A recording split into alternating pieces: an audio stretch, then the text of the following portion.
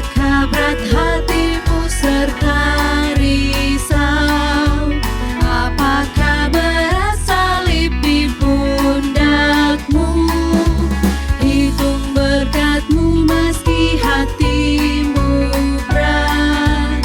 Kau kan bergema dan tak lagi penat. Hitung satu-satu berkatmu yang diberikan Tuhan tiap waktu. Satu-satu hitung berkatmu dan lihatlah kasih Tuhan padamu. Bila kamu lihat orang berharta, ingat lebih indah harta di surga.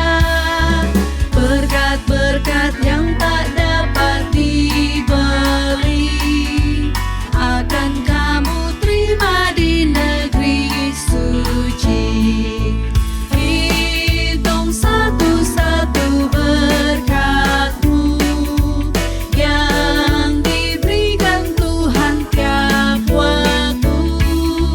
Satu-satu hitung berkatmu dan lihatlah kasih Tuhan padamu. Dalam kesusahan dan pencobaan, ingat kelepasan Tuhan mau berikan, dan malaikat Tuhan juga menjaga sepanjang perjalananmu di dunia. Hitung satu-satu berkatmu yang diberikan Tuhan tiap waktu. Satu-satu hitung berkatmu dan lihatlah kasih Tuhan padamu. Mari kita berdoa. Bapa di sorga, dikuduskanlah kiranya namamu.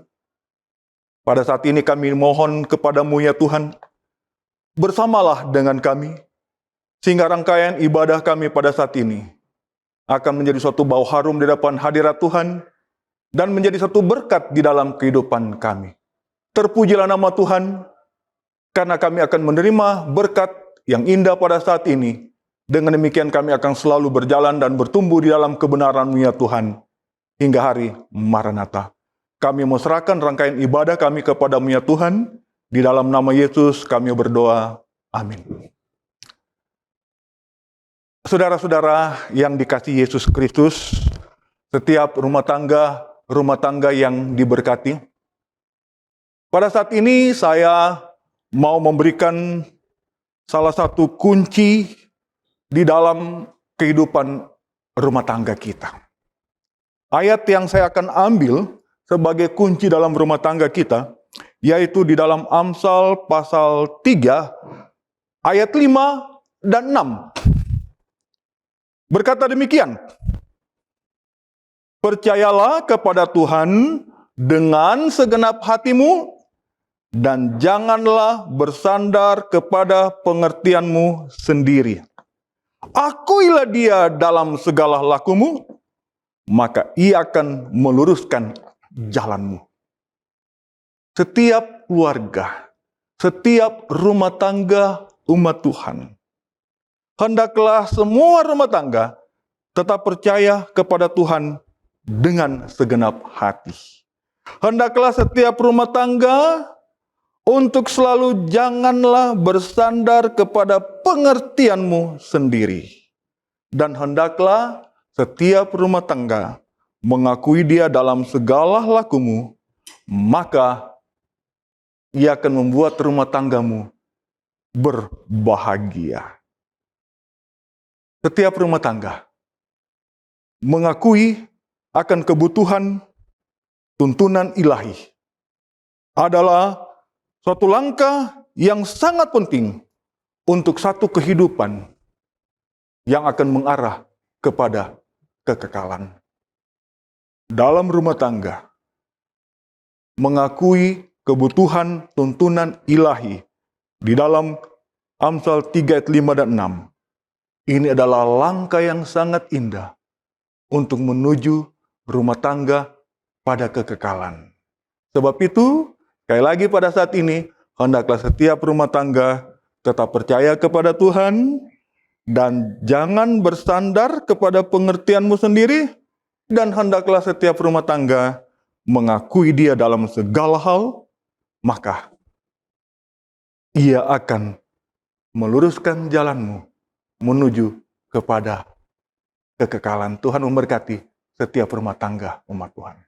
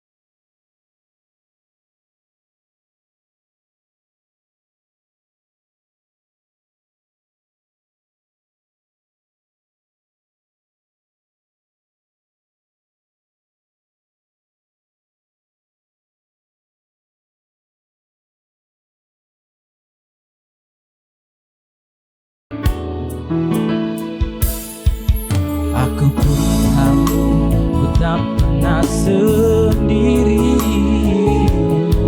sebab Engkaulah yang menggendongku.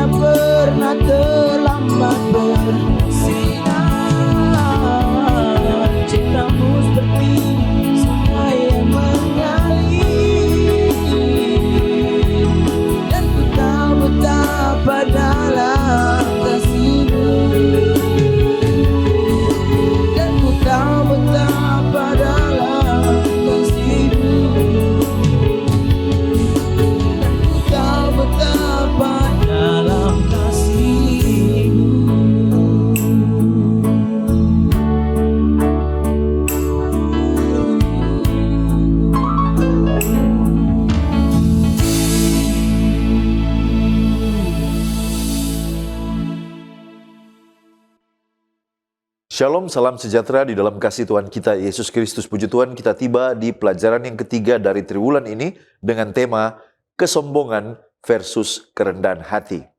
Kami tetap mengingatkan, mari mempersiapkan diri dengan telah mempelajari pelajaran sekolah Sabat di tempat kita masing-masing sebelum kita mengikuti program ini. Saya Pendeta Edward Haliwongso bersama dengan Pendeta Felix Gosal dan Pendeta Widodo Purwanto akan menolong dalam pendalaman kita pada kesempatan ini. Mari kita berdoa. Bapa Tuhan kami Allah yang Maha Baik, terima kasih untuk kasih setiamu. Saat ini kembali lagi kami mau menggali firman-Mu, mempelajari firman-Mu. Kami sangat membutuhkan pertolongan. Di dalam nama Yesus kami sudah berdoa.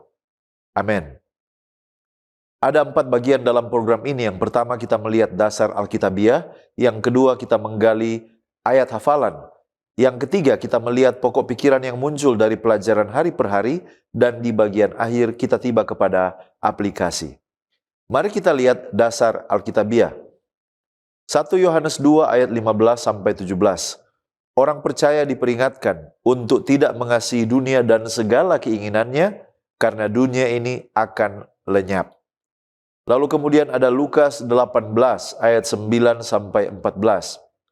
Ini adalah perumpamaan orang Farisi dan pemungut cukai menunjukkan bahwa kesombongan rohani ditolak oleh Allah dan kerendahan hati dibenarkan.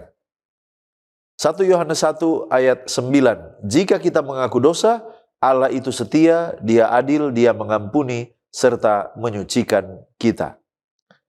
Ibrani 11 ayat 24-26. Musa memilih menderita bersama umat Allah daripada menikmati kesenangan dosa sementara. Ia memandang upah kekal lebih berharga daripada harta dunia ini.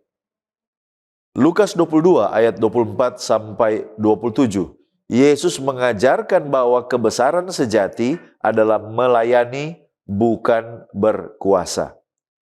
Filipi 2 ayat 3-8. Orang percaya dipanggil untuk rendah hati dan mengutamakan orang lain. Kristus menjadi teladan utama dengan merendahkan diri bahkan sampai di kayu salib. Oke, selanjutnya kita melihat pengertian judul kesombongan versus kerendahan hati. Apa kira-kira akar dan bagaimana mekanismenya sampai kesombongan itu muncul di dalam Alkitab? Kalau kita baca Yesaya 14 ayat 13-14, di sana ada makhluk di surga yang berkata, "Engkau berkata dalam hatimu, aku akan naik ke langit, aku akan mendirikan takhtaku mengatasi bintang-bintang Allah, aku hendak menyamai yang maha tinggi." Mari kita lihat beberapa aspek kesombongan, referensi Alkitab dan dampaknya. Yang pertama, kalau kita lihat, kesombongan itu dimulai dengan fokus pada aku. Di Yesaya 14 ayat 13-14 ada 5 kali kata aku akan. Jadi kesombongan dimulai dari keinginan meninggikan diri. Yang kedua, ingin disembah. Yesaya 14 ayat 13, juga Wahyu 3 ayat 17. Lucifer ingin menerima penyembahan. Yang keempat, mencari nama. Kejadian 11 ayat 4, Menara Babel adalah usaha manusia menggantikan peran pencipta. Lalu kemudian menyangkal kebutuhan akan Allah. Wahyu 3 ayat 17 dan Lukas 18 ayat 11. Perasaan cukup secara rohani menutup pintu bagi anugerah Allah. Bagaimana kesombongan itu merusak hubungan kita dengan Allah dan juga dengan sesama. Nah, kita lihat yang pertama, contohnya menolak teguran Allah ini adalah Firaun, Keluaran 5 ayat 2. Hati yang keras pada akhirnya mendatangkan penghakiman dan kehancuran. Lalu yang kedua, kesombongan itu bisa menyebabkan kita merendahkan orang lain. Contohnya adalah orang Farisi di Lukas 18 ayat 11-12. Lalu yang ketiga, kesombongan dapat menimbulkan konflik dan perpecahan. Contohnya di Lukas 22, 24-27. Perselisihan di antara murid-murid Yesus tentang siapa yang terbesar. Lalu kemudian kebutaan rohani. Wahyu 3 ayat 17. Orang yang sombong tidak menyadari kondisi rohani bahwa dia sebenarnya melarat, buta, dan telanjang. Apa kira-kira teladan kerendahan hati yang Alkitab ajarkan, khususnya di dalam diri Kristus? Kalau kita baca Filipi 2 ayat 5 sampai 7, maka ada beberapa pelajaran. Yang pertama, Kristus mengosongkan dirinya. Filipi 2 ayat 3 sampai 8. Artinya, dia melayani tanpa menuntut hak, dia mendahulukan kepentingan orang lain. Lalu kemudian pelajaran tentang Musa ketika dia berkata, "Siapakah aku ini?" Keluaran 3 ayat 11, Bilangan 12 ayat 3. Mengakui ketidakmampuan diri dan bergantung sepenuhnya kepada Allah. Lalu contoh yang berikut adalah pemungut cukai. Bagaimana dia bertobat, dia mengakui dosa, dia tidak berusaha membandingkan diri, dan dia memohon belas kasihan dari Allah. Lalu pelajaran tentang kerendahan hati yang berikut adalah Daniel, seorang yang setia di dalam kerendahan hati. Kalau kita baca Daniel 1 sampai 4, Daniel menghormati otoritas tanpa dia berkompromi dengan imannya, dan ini membawa kemuliaan bagi nama Allah. Bagaimana nasihat praktis supaya kita hidup dalam kerendahan hati setiap hari? Lukas 14 ayat 11 mengatakan, barang siapa meninggikan diri, dia akan direndahkan, dan barang siapa merendahkan diri, dia akan ditinggikan. Mari kita lihat beberapa praktik kerendahan hati yang dapat dilakukan oleh orang percaya. Yang pertama, mengakui dosa dan bergantung pada kasih karunia Allah. 1 Yohanes 1 ayat 9. Artinya apa? Kita rutin memeriksa diri kita, mengaku dosa, menerima pengampunan. Yang kedua, kita terlibat untuk melayani, bukan dilayani. Lukas 22, 26-27. Yang ketiga, kita menganggap orang lain lebih utama. Filipi 2 ayat 3. Yang keempat, mengutip kata-kata Paulus, aku mati setiap hari. Artinya apa? 1 Korintus 15 ayat 31. Harus ada mati tiap hari. Ada disiplin rohani, ada doa, ada baca firman, ada persekutuan, ada usaha untuk mematikan ego di dalam kita mengambil keputusan. Ellen White dalam buku Faith I Live By halaman 68 mengomentari tentang kesombongan. Setiap kali kesombongan dan ambisi dibiarkan berkembang, hidup menjadi rusak. Sebab kesombongan yang merasa tak membutuhkan apapun menutup hati terhadap berkat-berkat sorgawi yang tak terhingga. Kesombongan hati adalah sifat karakter yang menakutkan. Kesombongan mendahului kehancuran. Hal ini berlaku dalam konteks keluarga, gereja, bahkan juga bangsa. Kita tiba pada ayat hafalan Lukas 14 ayat 11, sebab barang siapa meninggikan diri, ia akan direndahkan, dan barang siapa merendahkan diri, ia akan ditinggikan. Mari kita lihat latar belakang dan konteks ayat ini. Yang pertama, mari kita lihat lokasi, waktu, dan juga audiens. Nah, di dalam ayat ini, Yesus sedang menghadiri perjamuan makan di rumah salah seorang pemimpin Farisi pada hari Sabat. Kita bisa lihat itu di Lukas pasal 14 ayat 1. Dan tamu-tamu di sana adalah para pemimpin agama, kemudian juga ada orang-orang terhormat. Dan ayat ini terjadi setelah Yesus menyembuhkan seorang yang sakit busung air. Kita bisa lihat itu di ayat 1 sampai ayat 6. Dan juga peristiwa ini terjadi sebelum Yesus memberikan perumpamaan tentang tamu undangan. Itu tercatat di ayat 7 sampai ayat 10. Di sini Yesus mengamati perilaku dari tamu-tamu yang datang pada acara tersebut.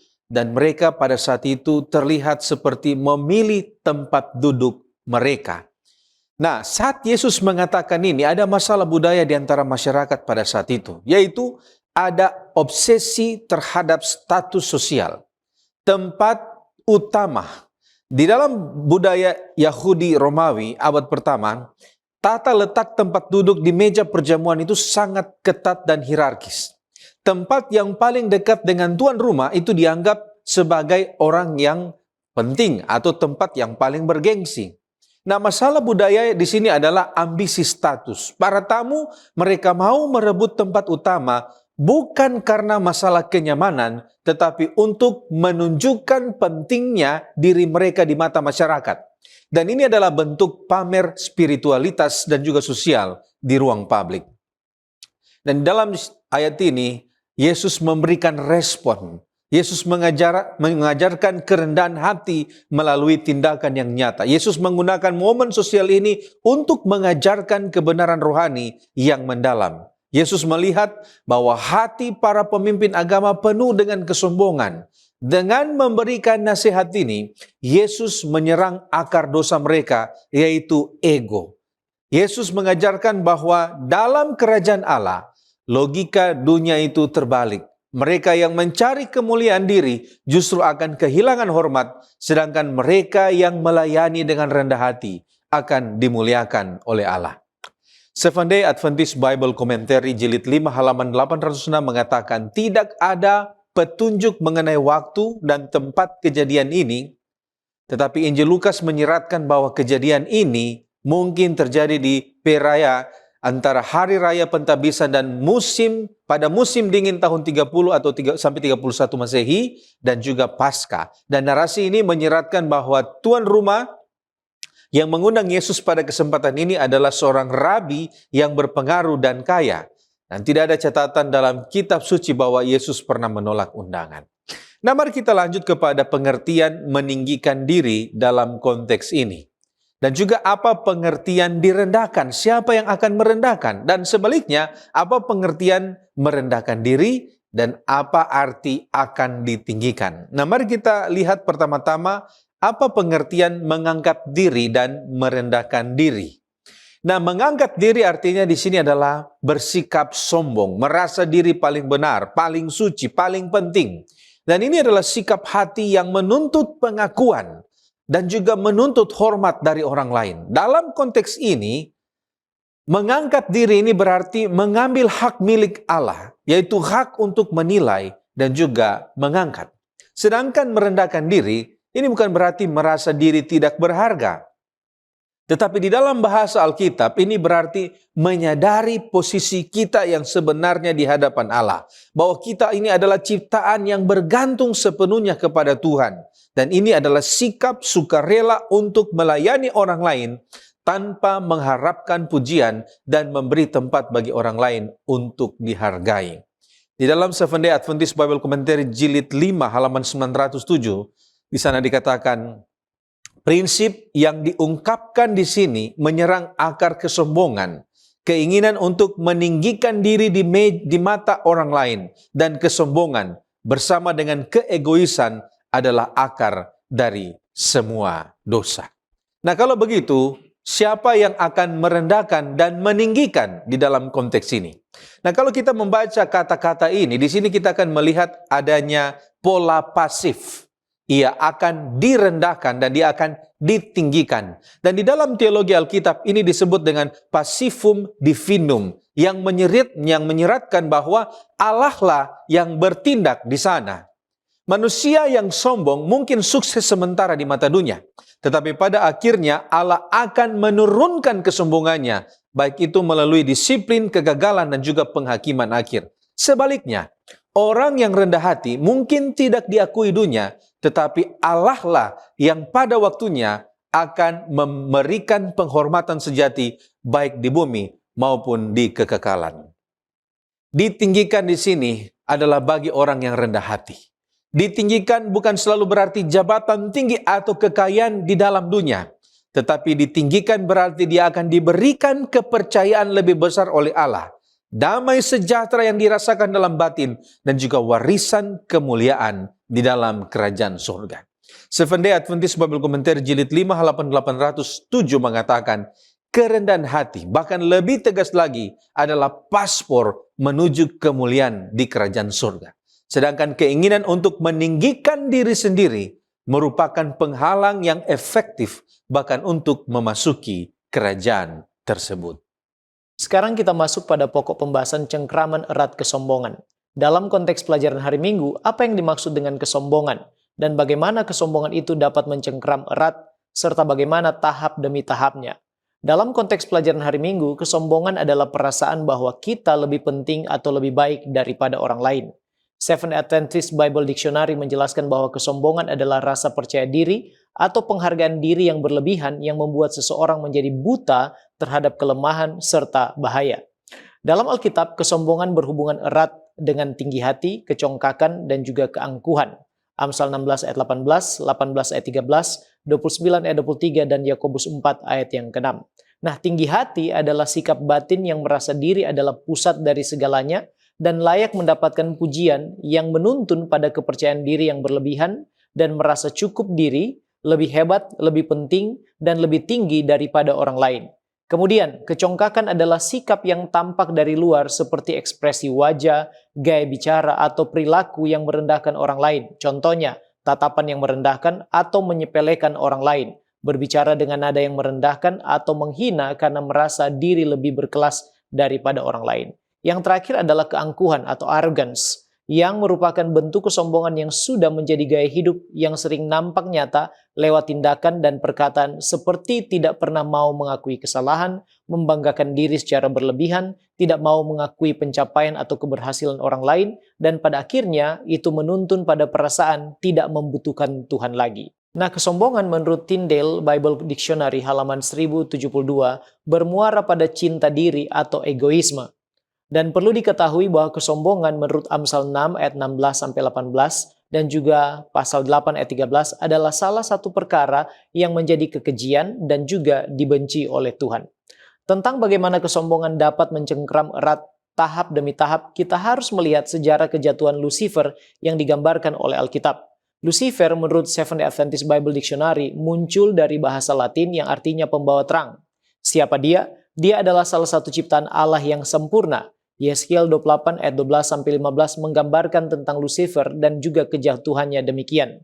Gambar dari kesempurnaan engkau, penuh hikmat dan maha indah. Engkau di Taman Eden, yaitu Taman Allah, penuh segala batu permata yang berharga. Tempat tatahannya diperbuat dari emas dan disediakan pada hari penciptaanmu. Kuberikan tempatmu dekat kerub yang berjaga. Di gunung kudus Allah engkau berada dan berjalan-jalan di tengah batu-batu yang bercahaya-cahaya. Engkau tidak bercela di dalam tingkah lakumu sejak hari penciptaanmu sampai terdapat kecurangan padamu. Kemudian ayat 17 bagian A katakan, engkau sombong karena kecantikanmu, hikmatmu kau musnahkan demi semarakmu. Lucifer jatuh karena kesombongan. Apa yang diperbuatnya? Yesaya 14 ayat 12-14 menggambarkan di sana bahwa wah, engkau sudah jatuh dari langit, hai bintang timur putra fajar. Engkau sudah dipecahkan dan jatuh ke bumi. Hai yang mengalahkan bangsa-bangsa, engkau yang tadinya berkata dalam hatimu, aku hendak naik ke langit, aku hendak mendirikan tahtaku mengatasi bintang-bintang Allah, dan aku hendak duduk di atas bukit pertemuan jauh di sebelah utara. Aku hendak naik mengatasi ketinggian awan-awan, hendak menyamai yang maha tinggi. Gambaran kisah kejatuhan Lucifer menjelaskan bagaimana tahapan kesombongan itu mencengkram erat. Yang pertama, kesadaran akan keunggulan diri. Lucifer menyadari kelebihan, keindahan, posisi serta karunia yang dia miliki. Yang kedua, mengagumi diri sendiri secara berlebihan. Lucifer perlahan terpikat dan terpesona pada diri sendiri dan fokusnya adalah hanya diri sendiri. Kemudian yang ketiga, menjadi lupa diri. Lupa bahwa dia itu hanyalah ciptaan dan segala yang dimilikinya itu berasal dari Allah semata. Yang keempat, muncul rasa tidak puas dan iri dengan kemuliaan Tuhan. Saat inilah kesombongan mulai muncul dan perlahan mulai berakar dalam hatinya. Yang kelima, ambisi untuk meninggikan diri dan mengambil alih kemuliaan serta kekuasaan Tuhan. Dan yang keenam, yang terakhir, pemberontakan dan perlawanan terhadap otoritas serta pemerintahan Allah. Demikianlah tahapan dari bagaimana kesombongan itu mencengkram erat. Alfa Omega Jilid 1 halaman 23-24 menggambarkan bahwa dosa berasal dari dia yang setingkat lebih rendah daripada Kristus. Lucifer, bintang fajar adalah yang terutama dari antara kerubim, suci tak bernoda. Dia berdiri di hadirat Khalik yang agung dan cahaya yang menyelubungi Allah yang kekal itu terpancar kepadanya. Sedikit demi sedikit, Lucifer memanjakan keinginan untuk meninggikan diri. Sekalipun segenap kemuliaannya itu berasal dari Tuhan, malaikat yang berkuasa ini merasa bahwa itu datang di dalam dirinya sendiri. Tidak puas dengan kedudukannya, sekalipun dihormati di atas segenap penduduk surga, ia, Lucifer, mencoba untuk merebut kehormatan yang hanya layak bagi Khalik saja. Gantinya berusaha agar menjadikan Allah terutama di dalam kasih dan kesetiaan seluruh makhluk ciptaan. Ia mencoba untuk mengalihkan pelayanan dan kesetiaan mereka kepada dirinya sendiri. Merasa ingin akan kemuliaan yang Allah Bapa telah tanamkan di dalam anaknya. Pemimpin malaikat ini telah bercita-cita untuk memperoleh kuasa yang merupakan hak mutlak Kristus. Nah, siapa saja yang dapat dicengkram erat oleh kesombongan? Jawabannya ialah semua manusia, dan itu adalah pekerjaan dari si jahat atau setan. The Youth Instructor 28 Maret 1905 katakan bahwa inilah pekerjaan setan, yaitu menuntun manusia untuk memuliakan diri mereka sendiri melalui talenta yang dipercayakan kepada mereka. Contohnya, waktu iblis mencoba Yesus dalam Matius pasal 4, dia selalu katakan, "Jika engkau anak Allah." Dalam hal ini, dia berupaya merangsang supaya kesombongan itu muncul dalam diri Yesus. Dan setiap kita yang mengangkat diri dan haus akan pujian bagi diri sendiri, serta merendahkan orang lain karena posisi, kekuasaan, pencapaian, keberhasilan, pengetahuan, harta, dan lain sebagainya yang kita miliki, akan jatuh juga pada cengkraman erat kesombongan. Sekarang, apa lawan dari kesombongan serta apa dampak dan akibat dari kesombongan? Lawan dari kesombongan tentu adalah kerendahan hati. Yakobus 4 ayat 6 katakan bahwa Allah menentang orang yang congkak atau sombong, tetapi mengasihani orang yang rendah hati. Nah, akibat atau dampak dari kesombongan, di sana dikatakan oleh Alkitab bahwa kesombongan membuka jalan bagi kehinaan dan kehancuran. Amsal 11 ayat 2, 16 ayat 18, 29 ayat 23. Kemudian Injil Lukas 14 ayat 11 katakan, barang siapa meninggikan diri akan direndahkan, dan sebaliknya, barang siapa merendahkan diri akan ditinggikan. Banyak contoh dalam Alkitab, mereka yang hancur dan mengalami kehinaan atau direndahkan akibat kesombongan, seperti Raja Nebukadnezar, Firaun di Mesir, Raja Saul sendiri, Raja Israel, Raja Usia, Haman dalam kisah Esther, serta Herodes Agrippa dalam kisah para Rasul 12 ayat 21-23. The Faith I Live by halaman 68 katakan, setiap kali kesombongan dan ambisi dibiarkan, hidup menjadi rusak, sebab kesombongan menciptakan perasaan tidak membutuhkan apapun, menutup hati terhadap berkat-berkat surgawi yang tak terbatas itu. Kesombongan hati adalah sifat karakter yang menakutkan. Kesombongan mendahului kehancuran, dan hal ini berlaku dalam pribadi, keluarga, gereja, dan juga bangsa. Baik, terima kasih pendeta. Sekarang kita melihat tema kenalilah diri Anda. Nah, di dalam pelajaran hari Senin ada dua orang Farisi dan pemungut cukai. Pertanyaannya adalah apa perbedaan dan siapa yang dibenarkan oleh Yesus? Mari kita lihat yang pertama adalah orang Farisi. Dia berdoa dengan sikap meninggikan diri, Lukas 18 ayat 11. Lalu kemudian dia membandingkan dirinya dengan orang lain dan dia merasa dirinya lebih benar. Jadi sebenarnya fokus doanya adalah pada perbuatan baiknya sendiri. Dia katakan dia berpuasa, dia membayar persepuluhan, dan lain sebagainya.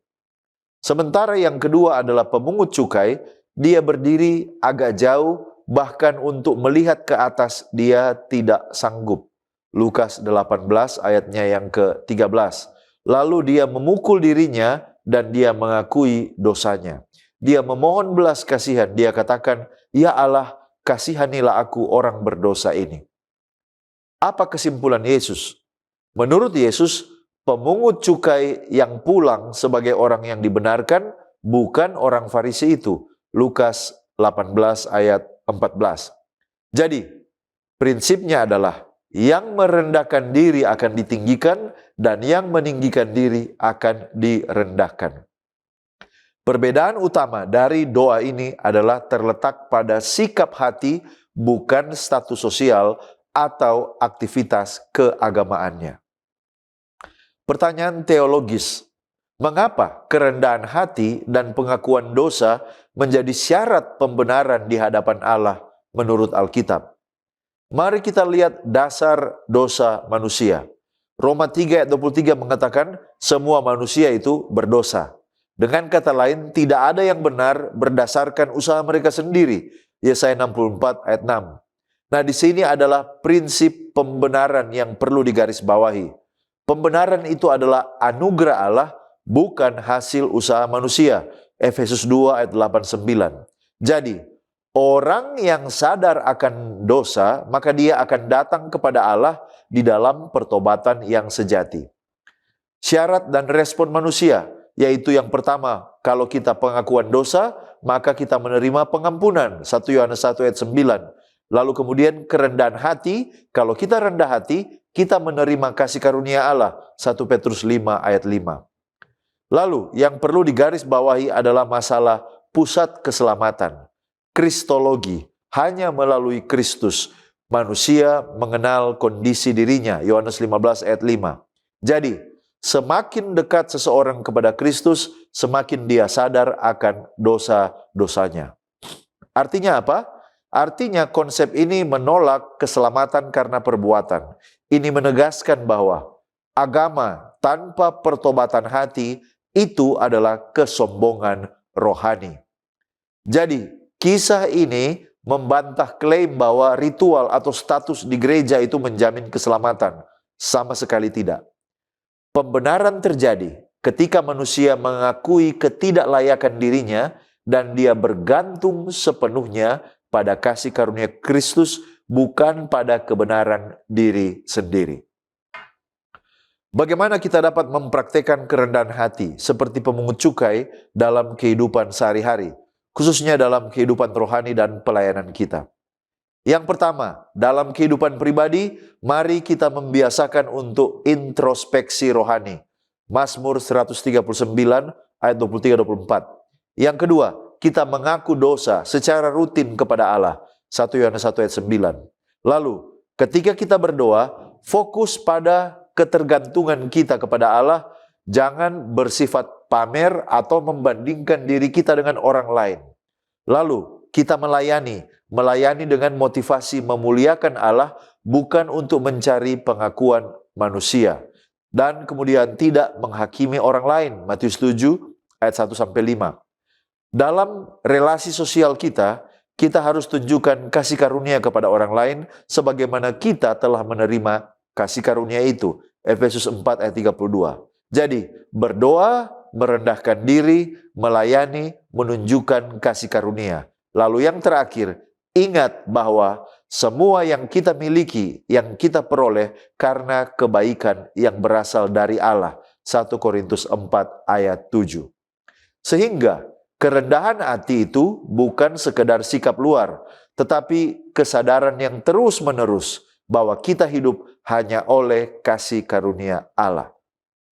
Ellen White dalam Signs of the Times 21 Oktober 1897 mengomentari kisah tentang pemungut cukai dan juga orang Farisi. Dia katakan, pemungut cukai itu bahkan tak berani menaikkan pandangannya ke langit, melainkan dia memukul-mukul dadanya sambil berkata, "Ya Allah, kasihanilah aku orang berdosa ini." Orang yang paling dekat dengan Allah dan yang paling dihormatinya adalah orang yang paling sedikit kesombongan dan rasa benar diri, yang paling sedikit kepercayaan dan keyakinan pada diri sendiri, yang menanti Allah dengan iman, yang dengan rendah hati dan penuh kepercayaan.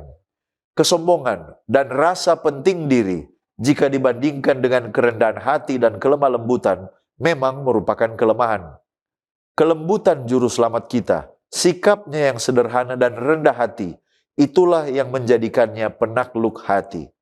Allah memandang dari sorga dengan sukacita kepada mereka yang percaya dan beriman, yang memiliki kesadaran penuh akan ketergantungan mereka kepadanya. Kita tiba pada pokok diskusi mengenai Musa, hamba yang rendah hati.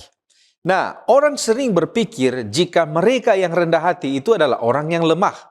Nah, bagaimana kita membedakan antara kerendahan hati yang dimaksudkan di dalam Alkitab dengan orang yang lemah, mudah diinjak dan tidak punya prinsip? Nah, ada beberapa hal yang perlu kita ketahui tentang hal ini. Yang pertama, kerendahan hati ini adalah kekuatan yang dikendalikan. Ini bukan kelemahan karakter. Ada banyak orang salah paham bahwa rendah hati itu berarti pasif, berarti penakut, atau berarti tidak berani mengatakan tidak. Dan di dalam Alkitab, kerendahan hati itu berarti memiliki kekuatan besar, tetapi memilih untuk menundukkannya di bawah kendali Allah. Nah, Musa adalah pemimpin yang tegas. Ia berani menghadap Firaun. Dia berani menegur umat Israel yang memberontak. Dan juga dia berani menghancurkan anak lembu emas.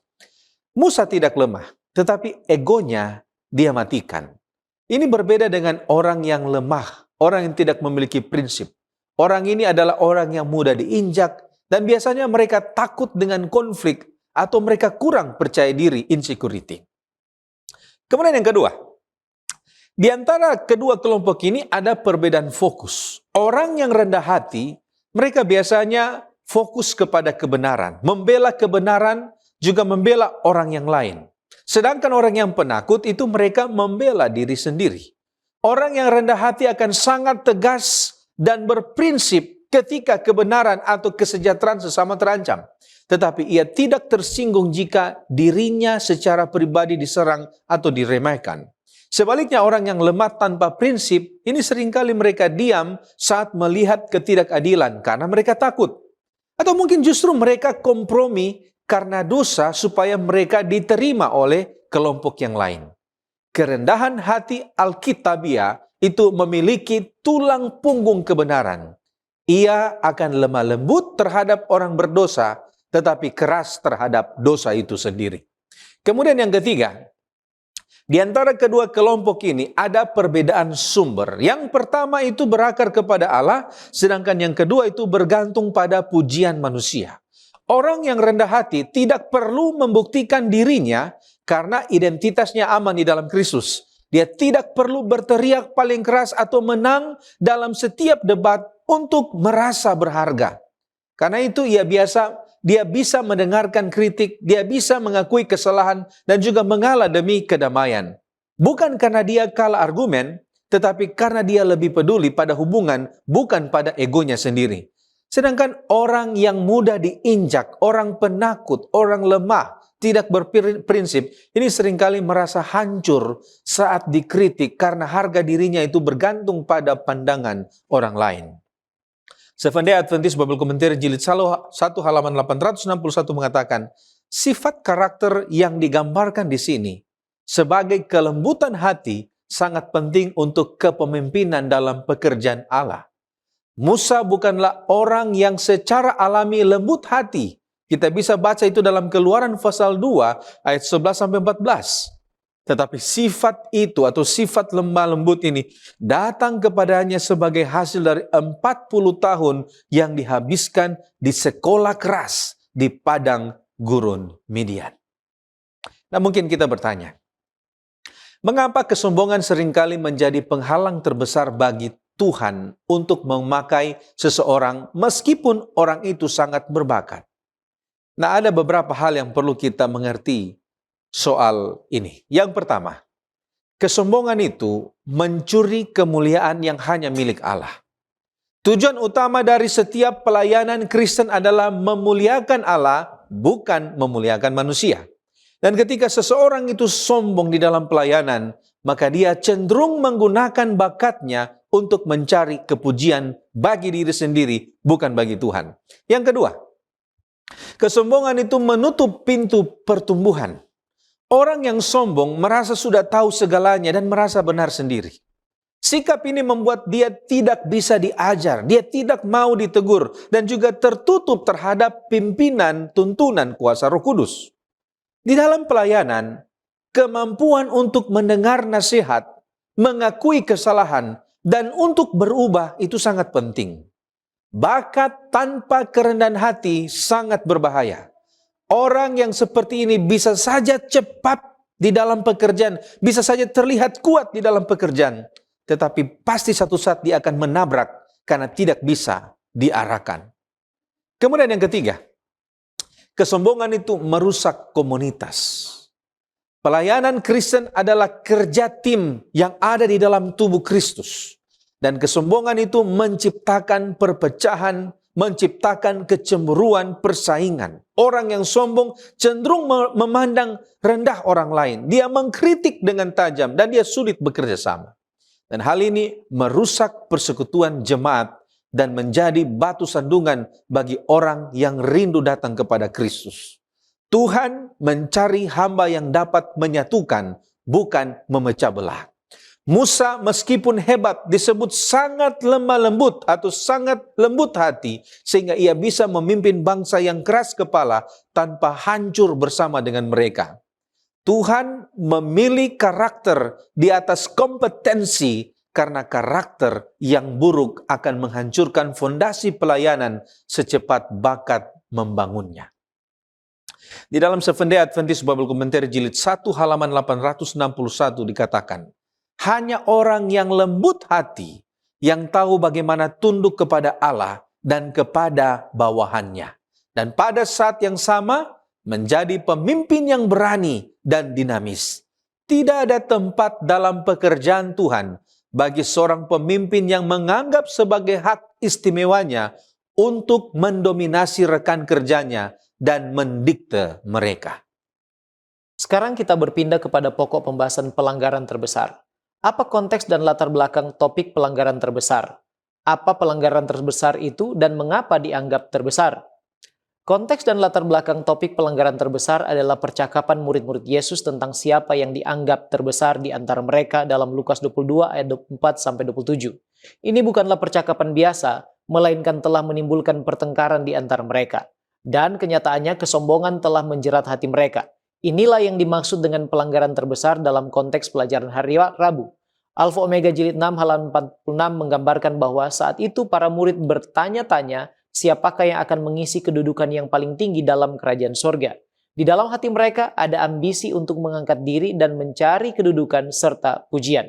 Mengapa dikatakan pelanggaran yang terbesar? Alfa Omega jilid 6, 46 dan 47 katakan bahwa perselisihan untuk mendapat tempat tertinggi adalah pekerjaan roh yang sama yang menjadi permulaan pertentangan besar dan yang telah membawa Kristus dari surga untuk mati. Murid-murid sangat dipenuhi dengan sifat mementingkan diri, prinsip yang sama dengan kerajaan setan, sehingga mereka tidak dapat menaruh simpati kepada Tuhannya ataupun mengerti akan Dia ketika Ia berbicara perihal Ia direndahkan bagi mereka. Nah, bertentangan dengan ambisi dan roh mengangkat diri Lucifer yang ingin menjadi sama seperti yang Maha Tinggi, roh Allah dinyatakan dalam pelayanan yang tidak mementingkan diri sendiri. Dikatakan bintang kejora mengingini kuasa Allah, tetapi bukan tabiatnya. Ia mencari bagi dirinya tempat tertinggi, dan setiap makhluk yang digerakkan oleh rohnya akan berbuat seperti itu. Saat setan ingin meninggikan diri dan menjadi setara dengan Allah, Kristus sebaliknya rela mengosongkan dirinya sendiri dalam kerendahan hati dan tidak menganggap kesetaraan dengan Allah sebagai milik yang harus dipertahankan. Dan hal yang perlu diperhatikan tentang mengapa kesombongan dikatakan pelanggaran yang terbesar adalah karena kesombongan melanggar prinsip inti atau utama kerajaan Allah, yaitu kerendahan hati dan roh pelayanan yang dinyatakan melalui Kristus. Kesombongan bertentangan dengan roh dan kehidupan Kristus yang harusnya mereka ikuti dan teladani. Sekarang apa bahaya dari pelanggaran terbesar ini? Kesombongan membuat manusia diperdaya dan dibutahkan untuk melihat bahaya di baliknya dan perlahan melupakan Tuhan. Inilah yang sangat berbahaya dari pelanggaran terbesar itu, yaitu kesombongan. Obadya 1 ayat 3 bagian A. Keangkuhan hatimu telah memperdayakan engkau. Kemudian Ulangan 8 ayat 14 bagian A. Jangan engkau tinggi hati sehingga engkau melupakan Tuhan Allahmu. Akibatnya, mereka tidak lagi peka dan sadar akan dosa dan pelanggaran mereka serta kebutuhan mereka akan Tuhan dan kasih pengampunannya. Testimonies for the Church volume 4 halaman 634 katakan bahwa kesombongan, ketidaktahuan, dan kebodohan adalah sahabat yang selalu bersama. Dan hal ini sangat berbahaya seperti gambaran kondisi jemaat Laodikia yang tidak sadar atau tidak tahu bahwa mereka sebenarnya miskin, malang, buta, dan telanjang. Menurut Signs of the Times 9 April 1902, di sana dikatakan dampaknya adalah bagi diri sendiri, keluarga, gereja, dan juga menghambat pekerjaan Tuhan.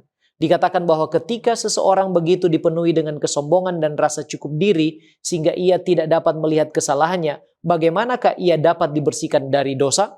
Mereka yang sehat tidak memerlukan tabib. Bagaimanakah seseorang dapat bertumbuh jika ia menganggap jalannya sudah sempurna? Rasa cukup diri itulah yang menjadi kehancuran para pemimpin Israel. Mereka tidak datang kepada Kristus karena mereka tidak merasa membutuhkan seorang juru selamat. Mereka menolak mengakui bahwa mereka memelihara dosa-dosa yang seharusnya mereka tobatkan dan tinggalkan. Sekarang, apakah masih ada pengharapan dan pengampunan, serta apakah bisa disembuhkan bila memiliki pelanggaran terbesar ini?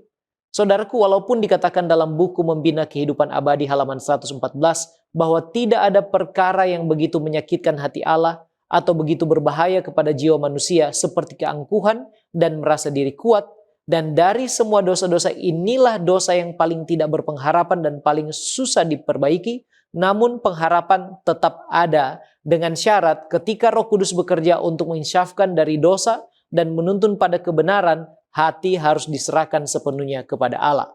Manuskrip 11 halaman 241. Ada kesombongan di dalam hati kita yang harus dikosongkan, dan kemudian Kristus akan masuk dan menguasai seluruh hati kita. Signs of the Times, 9 April 1902. Seseorang mungkin adalah seorang pendosa besar, tetapi jika ia menyadari bahwa ia telah berdosa terhadap Allah, jika ia bertobat dan mengakui dosanya serta berusaha memperbaiki kesalahan masa lalunya, ia akan menerima pengampunan. Allah menyatakan, "Dia yang datang kepadaku tidak akan kubuang." Dan janjinya kepada jiwa yang remuk dan bertobat adalah, sekalipun dosamu seperti kirmisi, akan menjadi putih seperti salju. Sekalipun berwarna merah seperti kesumba, akan menjadi seperti bulu domba. Intinya, seperti yang dikatakan dalam Membina Kehidupan Abadi halaman 11, hanya orang yang menyadari dirinya sebagai orang yang berdosa yang dapat diselamatkan oleh Kristus. Sekarang kita melihat tema pandanglah Dia. Menurut Lukas 22-27, bagaimana Yesus menggambarkan dirinya dan apa kontrasnya dengan pola pikir murid-murid pada saat itu. Yesus memberikan pernyataan, "Aku ada di tengah-tengah kamu sebagai pelayan." Lukas 22-27. Nah, kita lihat konteksnya adalah murid-murid sedang berdebat tentang siapa yang terbesar di antara mereka. Lukas 22 ayat 24. Kontras utama adalah murid-murid mengejar status dan juga keunggulan, sementara Yesus menunjukkan kerendahan hati dan pelayanan. Yesus melayani orang sakit, orang yang terpinggirkan, dan juga orang berdosa. Dia datang bukan untuk dilayani tetapi untuk melayani. Markus 10 ayat 45. Jadi, Yesus membalikkan konsep kepemimpinan dunia, bahwa kebesaran sejati diukur dari pelayanan, bukan posisi. Apa makna teologis dari kerendahan hati Kristus dalam Filipi 2 ayat 3-8 dan bagaimana hal ini berkaitan dengan keselamatan kita manusia? Mari kita lihat prinsip dasarnya. Filipi 2 ayat 3-4 mengatakan, "Jangan mencari kepentingan diri sendiri, tetapi anggaplah orang lain itu lebih utama dari kita." Di sini kita lihat bahwa bagaimana Kristus mengajarkan Dia sendiri telah memberikan contoh. Oleh karena apa? Dia di dalam rupa Allah, tetapi Dia tidak mempertahankan hak prerogatifnya. Filipi 2 ayat 6. Bahkan Alkitab mengatakan Dia mengosongkan dirinya. Ini terkenal dengan konsep kenosis. Allah mengosongkan dirinya dan menjadi manusia, ayat 7. Bahkan lebih daripada itu, Dia taat bahkan sampai mati di kayu salib, ayat 8. Apa maknanya kepada keselamatan? Ini artinya salib itu adalah puncak kerendahan hati dan kasih Allah. Roma 5 ayat 8. Keselamatan bukan hasil usaha manusia, tetapi oleh karena pengorbanan Kristus sepenuhnya. Implikasi teologisnya adalah ini, bahwa Allah menyatakan kemuliaan melalui kerendahan, bukan kekuasaan. Bahwa karakter Allah itu adalah kasih yang rela berkorban. Kebenaran ini menjawab pandangan bahwa Allah itu jauh dan tidak peduli, sama sekali tidak. Di dalam Kristus, Allah justru turun dan menderita bagi kita manusia dan sangat dekat. Ini juga menolak konsep keselamatan berbasis usaha atau pekerjaan baik. Jika Kristus harus mati, berarti manusia tidak bisa menyelamatkan dirinya sendiri. Jadi kerendahan hati Kristus adalah inti dari Injil yang menunjukkan bahwa keselamatan adalah karya kasih Allah yang total mengubahkan cara hidup manusia. Bagaimana kita dapat memandang Kristus secara praktis sehingga menghasilkan kerendahan hati dalam kehidupan kita sehari-hari? Ada beberapa hal. Yang pertama, meluangkan waktu pribadi kita bersama dengan Tuhan. Mengapa? Oleh karena kalau kita merenungkan kehidupan dan salib Kristus secara teratur, maka kita belajar dari kerendahan hatinya. Yang kedua, kita berubah di dalam pola pikir. menyadari bahwa semua yang kita miliki berasal dari Allah, 1 Korintus 4 ayat 7, dan kita mulai mengurangi berfokus pada diri sendiri dan memperbesar fokus kepada Kristus. Sementara dalam hal tindakan, kita melayani tanpa mencari puji-pujian, Matius 6 ayat 1-4, lalu kemudian kita mengutamakan kebutuhan orang lain. Dengan demikian, karakter kita akan belajar rendah hati melalui sebuah proses, termasuk juga teguran dan kegagalan. Kita meneladani kesabaran dan belas kasihan Kristus. Inilah yang perlu kita lakukan. Semakin kita memandang Kristus, semakin kita kehilangan keinginan untuk meninggikan diri, dan semakin kita rindu untuk hidup di dalam kerendahan hati. Ellen White di dalam Our High Calling halaman 27 mengomentari tentang kesombongan yang tidak memberikan tempat bagi kasih Kristus di dalam hati orang tersebut. Dia katakan, tidak ada kasih yang mendalam kepada Yesus yang dapat bersemayam di dalam hati yang tidak melihat dan menyadari dosa-dosanya sendiri.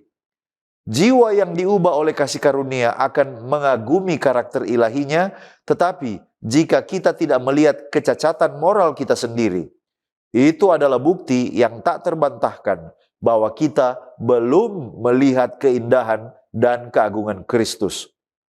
Semakin sedikit yang kita lihat untuk dihargai dalam diri kita sendiri, semakin banyak yang akan kita lihat untuk dihargai dalam kemurnian dan keindahan yang tak terbatas dari juru selamat kita. Kesadaran akan dosa-dosa kita sendiri mendorong kita kepada Dia yang dapat mengampuni dosa-dosa kita. Kita tiba pada pendalaman. Mengapa semakin kita dekat dengan Yesus, justru kita merasa semakin berdosa dan tidak layak? Bukankah semakin dekat dengan Yesus, kita semakin suci dan layak? Nah, beberapa hal penting yang perlu kita perhatikan sehubungan dengan hal ini. Yang pertama, Anda bisa bayangkan sebuah ruangan yang agak gelap, dan saat sinar matahari kecil masuk melalui celah jendela, Anda mungkin melihat beberapa butiran debu melayang. Tetapi, jika Anda menyalakan lampu sorot yang sangat terang, atau membuka semua tirai sehingga ruangan itu penuh dengan cahaya, Anda akan melihat jutaan partikel debu yang sebelumnya tidak terlihat. Dan ini secara teologis, kita dapat melihat bahwa tubuh kita itu sama seperti ruangan yang gelap ini. Dan menurut 1 Yohanes 1 ayat 5, Allah itu adalah terang. Ketika kita jauh dari Tuhan, hati nurani kita itu akan tumpul. Kita merasa bahwa kita cukup baik, kita aman-aman saja. Karena mungkin kita membandingkan diri kita dengan orang lain yang mungkin lebih buruk dari kita. Tetapi ketika kita mendekati Yesus, sumber cahaya itu, sumber kekudusan yang adalah terang itu, maka standar penilaian kita akan berubah. Kita tidak lagi membandingkan diri kita dengan sesama, tetapi kita akan melihat dan fokus pada kesucian Kristus. Semakin terang cahaya Yesus, maka semakin jelas kita akan melihat noda-noda dosa. Semakin jelas kita akan melihat motif keegoisan dan ketidaksempurnaan karakter kita yang sebelumnya tersembunyi. Dan perasaan tidak layak di sini bukanlah tanda penolakan kita kepada Tuhan, tetapi ini adalah tanda bahwa mata rohani kita sedang dibuka untuk melihat kebenaran. Kemudian yang kedua, penting kita untuk melihat perbedaan antara posisi dan perasaan. Yang pertama, secara posisi, semakin dekat dengan Yesus, kita memang semakin dibenarkan, dikuduskan. Karena darah Yesus itu membersihkan kita, dan Allah itu akan memandang kita layak karena kelayakan Kristus, bukan karena kelayakan kita sendiri. Tapi secara subjektif, semakin kita mengenal kasih dan pengorbanannya, semakin kita sadar betapa mahal harga yang dibayar untuk menebus kita. Rasul Paulus yang disebut sebagai rasul terbesar justru pernah menyebut dirinya orang yang paling hina. 1 Korintus 15 ayat 9. Ini bukan karena dia menjadi lebih jahat, tetapi karena dia semakin paham betapa dalamnya kasih karunia yang diterimanya. Dan oleh karena itu, perasaan tidak layak itu sebenarnya adalah bentuk rasa syukur yang mendalam dan kerendahan hati, bukan karena keputusasaan. Seventh-day Adventist Bible Commentary jilid 6 halaman 1015 mengatakan, Paulus selalu tampak takjub bahwa Allah dapat mengambil seorang yang begitu penuh kesalahan, seorang yang pernah menjadi pemberontak dan menjadikannya pelayan kasih karunia-Nya. Ia merasa dirinya tidak hanya lebih rendah daripada nabi dan rasul, tetapi juga lebih rendah dari orang-orang kudus lainnya. Mereka yang memiliki akses terbesar kepada kasih karunia ilahi akan menjadi yang paling rendah hati. Dan mungkin kita bertanya, mengapa ada orang yang tampak suci di gereja, tetapi justru paling sombong dan suka menghakimi? Nah, saudaraku yang terkasih, ada beberapa hal yang perlu kita mengerti di sini. Yang pertama, kita harus mengakui bahwa ada kerendahan hati palsu. Dan kerendahan hati palsu ini adalah alat manipulasi sosial. Ini sering disebut sebagai spiritual pride atau kesombongan rohani yang menyamar. Orang ini melakukan ritual agama, berpakaian sopan, berbicara manis di gereja, bukan karena cinta kepada Allah, tetapi untuk membangun citra diri, dan ini adalah bentuk penyembahan berhala terhadap diri sendiri. Mereka menggunakan agama sebagai panggung, dan sikap menghakimi itu muncul karena mereka membutuhkan orang berdosa sebagai pembanding agar mereka bisa terlihat lebih baik lagi. Nah, jika semua orang sama sucinya di mata mereka, maka mereka akan kehilangan alasan untuk merasa istimewa. Jadi mereka menghakimi supaya mereka dapat mempertahankan ego mereka. Kemudian yang kedua, orang-orang yang tampak suci dan suka menghakimi adalah orang yang terjebak di dalam legalisme. Mereka mengukur kesucian berdasarkan hal-hal yang terlihat, yaitu apa yang dimakan, apa yang dipakai, atau apa ritual agama yang sementara dilakukan. Kenapa? Karena hal-hal itu mudah dikontrol dan dipamerkan. Karena mereka fokus pada kulit luar, maka mereka cenderung keras terhadap orang lain yang melanggar aturan. Tetapi pada dasarnya mereka lunak terhadap dosa hati mereka sendiri, seperti iri hati, sombong, dan tidak sabar. Kesombongan mereka itu berasal dari keyakinan bahwa ketaatan secara luar mereka itu akan membuat mereka lebih baik daripada orang lain. Dan yang ketiga, orang yang paling keras menghakimi biasanya adalah orang yang belum sungguh-sungguh mengalami kedalaman pengampunan dosa mereka sendiri. Mereka berpikir bahwa mereka diselamatkan karena kebaikan dan usaha mereka sendiri, bukan karena kasih karunia. Sebaliknya, orang yang sadar bahwa ia diselamatkan semata-mata karena belas kasihan Tuhan akan penuh dengan rasa syukur dan juga rendah hati terhadap sesama pendosa. Seventh-day Adventist Bible Commentary jilid 5 halaman 390 mengatakan, orang-orang yang mengaku Kristen tapi belum belajar untuk menjadi lemah lembut dan rendah hati, belum belajar di sekolah Kristus. Saudaraku, sebagai penutup dan aplikasi dari apa yang kita pelajari dan diskusikan bersama, mungkin kita bertanya, apa saja perbedaan antara kesombongan dan kerendahan hati? Saudaraku, kesombongan adalah sikap meninggikan diri sendiri secara berlebihan. Dan ciri-cirinya adalah merasa diri paling benar, paling hebat, sulit menerima nasihat atau teguran, cenderung merendahkan orang lain, mengandalkan kekuatan sendiri bukan kekuatan dari Tuhan, dan juga haus pujian serta pengakuan. Akar utamanya sebenarnya adalah berfokus pada diri sendiri, egoisme atau self-centered, dan juga keinginan untuk ditinggikan serta diutamakan.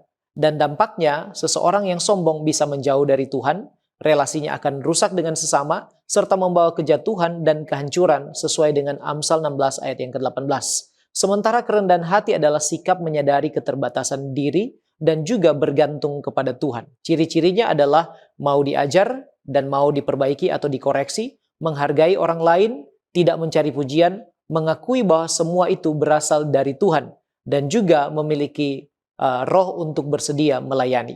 Dan akar utamanya adalah bukan fokus kepada diri sendiri, tetapi berfokus kepada Tuhan dengan penuh rasa syukur atas apa yang Dia berikan kepada kita. Dan juga kesadaran atas segala kasih karunia dan rahmat-Nya bagi kita. Dampaknya adalah seseorang yang rendah hati akan ditinggikan Tuhan sebagaimana yang dijanjikan di dalam Yakobus 4 ayat yang ke-10. Kemudian relasi dengan sesama akan sehat dan bertumbuh, serta hidup akan dipenuhi dengan damai dan juga berkat sebagaimana yang Tuhan janjikan. Sekarang apakah mungkin kita terlepas dari kesombongan, serta apa solusinya? Walaupun sulit saudaraku terlepas dari cengkraman kesombongan, hal itu bukanlah sesuatu yang mustahil. Asalkan yang pertama, datanglah dan belajar kepada Kristus. Matius 11 ayat 28 dan 29. Yang kedua, berusahalah memiliki pikiran sama seperti Kristus. Filipi 2 ayat 5 sampai 8. Yang ketiga, bekerja sama dengan Roh Kudus. Review and Herald 22 November 1892 mengatakan manusia diberi hak istimewa untuk bersatu dengan Kristus. Dalam persatuan inilah harapan manusia harus bertumpu sepenuhnya. Sebab ketika Roh Allah menyentuh jiwa, maka kekuatan-kekuatan jiwa itu dihidupkan kembali dan manusia menjadi ciptaan baru di dalam Kristus Yesus. Ketika dipimpin oleh Roh Allah, orang Kristen dapat mengetahui bahwa ia telah disempurnakan di dalam Dia yang adalah kepala dari segala sesuatu. Ketika kita mengambil bagian dari sifat ilahi ini, kita akan memandang dengan jijik segala pengagungan diri kita sendiri, dan apa yang telah kita anggap sebagai kebijaksanaan selama ini akan tampak seperti sampah dan kotoran dalam pemandangan kita. Sekarang apa pelajaran penting bagi kita mengenai kesombongan versus kerendahan hati? Yang pertama, kesombongan itu sangat berbahaya dan kita perlu sangat berhati-hati terhadap jeratnya. Science of the Times 9 April 1902 katakan, dosa ini menjadi penghalang bagi setiap kemajuan, setiap pertumbuhan dalam kasih karunia. Dosa ini telah menyebabkan kehancuran ribuan jiwa. Kemudian The Youth Instructor 28 Maret 1905 juga mengatakan, manusia mungkin meninggikan dirinya dalam kesombongan dan membanggakan kekuatannya. Tetapi dalam sekejap Allah dapat menjadikannya tidak berarti sama sekali. Nah, kita juga perlu menyadari bahwa akibat dari kesombongan itu sangatlah mengerikan. Alfa dan Omega jilid 6 halaman 47 katakan, mereka yang digerakkan oleh kesombongan dan cinta akan kehormatan sedang memikirkan diri mereka sendiri serta pahala yang akan mereka peroleh. Gantinya bagaimana hendaknya mereka mengembalikan kepada Allah pemberian yang telah mereka terima. Mereka tidak akan mendapat tempat di dalam kerajaan sorga karena mereka disamakan dengan kedudukan setan. Sungguh mengerikan akibat dari kesombongan.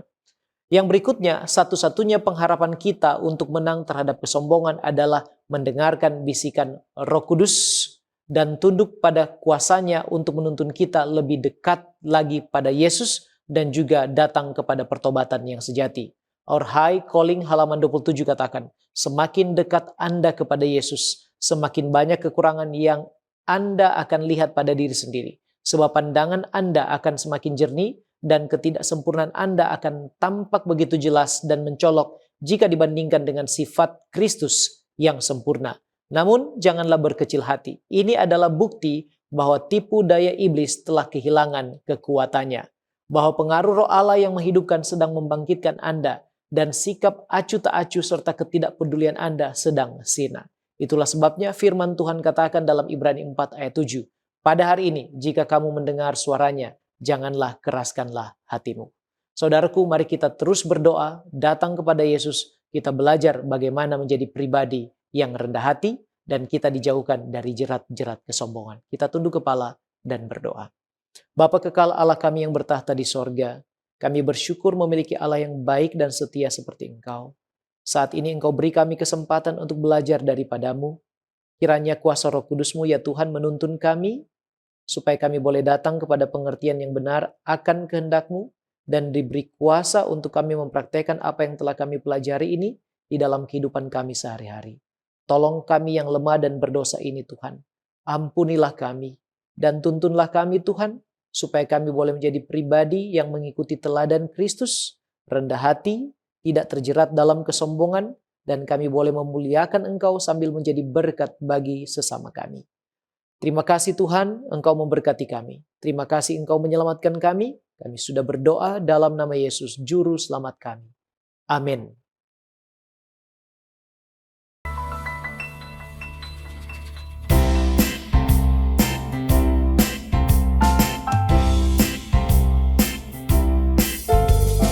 Selamat di lengan Yesus dan di ribaannya.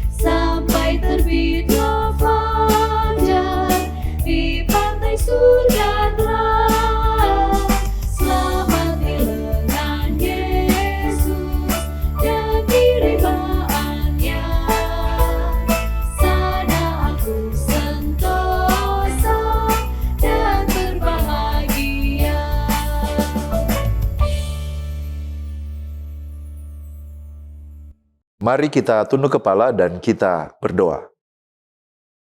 Kami memuji dan memuliakan nama-Mu, Bapa Tuhan kami, oleh karena begitu besar kasih setia dan pertolongan Tuhan yang kami nikmati sampai saat ini. Sungguh Engkau layak menerima pujian dan penghormatan kami. Terima kasih untuk hari Sabat, hari yang Engkau ciptakan di mana kami boleh menikmati persekutuan dengan Engkau sebagai Khalik Pencipta dan juga dengan sesama kami manusia. Namun kami mengaku bahwa kami manusia penuh dengan kesalahan, penuh dengan keterbatasan.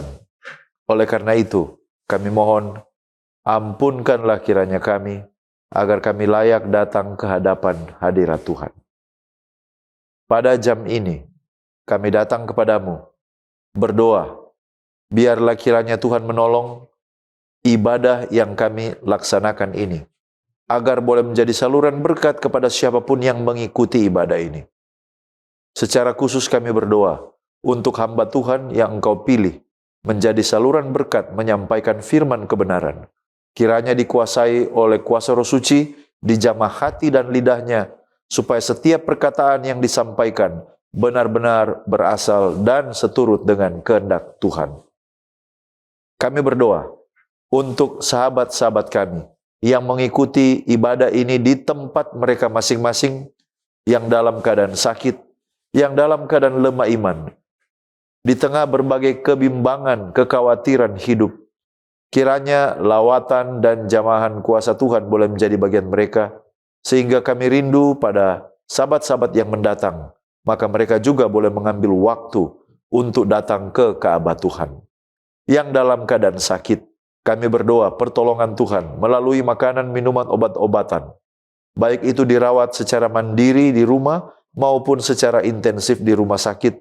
Kiranya Tuhan menjamah dan memberikan pemulihan.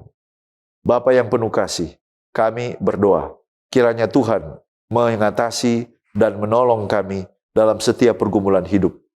Masalah penyakit, masalah hubungan, masalah pekerjaan, masalah finansial, dan berbagai pergumulan hidup yang menintik hidup kami. Kami berdoa kiranya Tuhan angkat beban kami, berikan kami kelegaan di dalam Yesus Kristus. Terima kasih untuk kesempatan kami boleh menyampaikan permohonan kami. Kami percaya Engkau Allah yang Maha mendengar. Kami percaya Engkau sudah mempersiapkan jawaban doa yang terbaik bagi kami. Terpujilah nama-Mu. Inilah doa dan sembahyang kami. Di dalam nama Yesus Kristus kami sudah berdoa. Haleluya. Amin.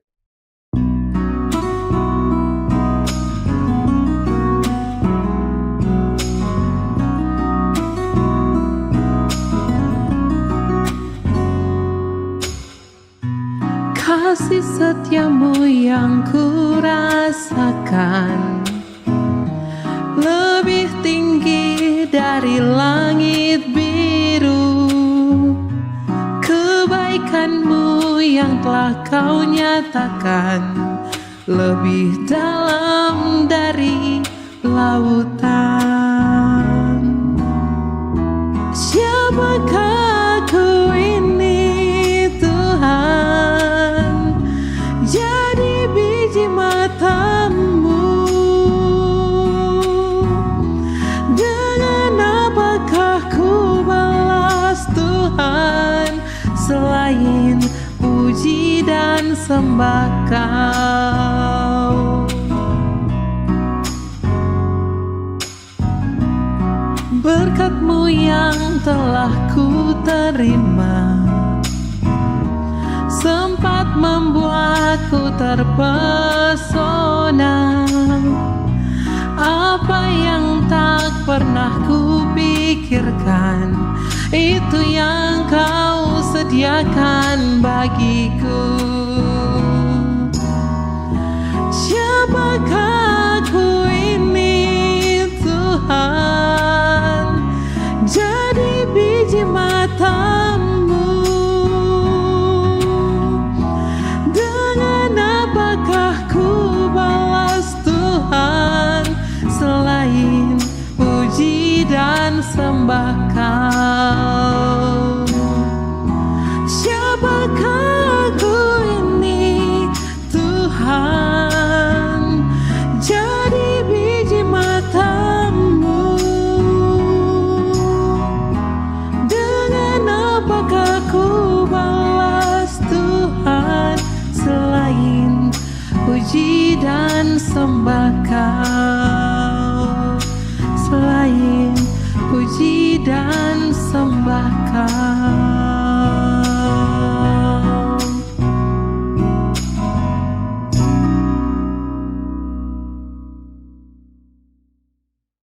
Shalom, selamat hari Sabat untuk kita semua. Saat ini kita akan mempelajari firman Tuhan dari dalam kisah seorang yang Tuhan pakai untuk menjadi alat Tuhan yang penuh kuasa. Tapi sebelumnya, mari kita berdoa.